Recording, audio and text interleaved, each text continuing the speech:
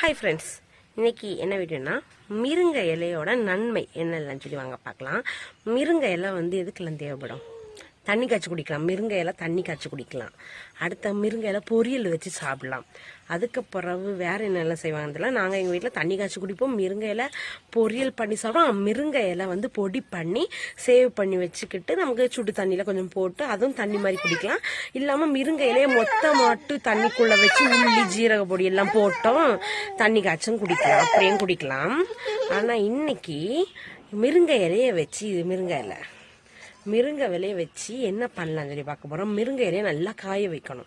நல்லா காய வச்சு அப்போ நல்லா முறுன்னு ஆகும். நல்லா காய வச்சா அதை ஒரு டப்பாயில் சேவ் பண்ணி வச்சுக்கிட்டு அந்த மிருங்க இலையை மிக்சி ஜாரில் போட்டு அரைக்கணும்.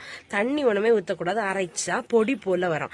அந்த பொடியை ஒரு பவுலில் எடுத்து 2 ஸ்பூனோ 1 ஸ்பூனோ எடுத்து வச்சுக்கிட்டு கொஞ்சம் தயிர் ஊற்றி இந்த கஸ்தூரி மஞ்சள் கொஞ்சம் போட்டு அதை நல்லா பேஸ்ட்டு போல் நல்லா பிசைஞ்சி ஃபேஸில் எங்கெல்லாம் பிளாக்காக இருக்கோ அங்கெல்லாம் ஃபேஸ்லாம் நல்லா நீங்கள் தடவிட்டு வந்தீங்கன்னா உங்கள் ஃபேஸ் நல்லா பல ஜொலிக்கும்.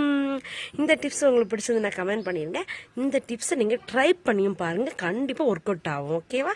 பாய்.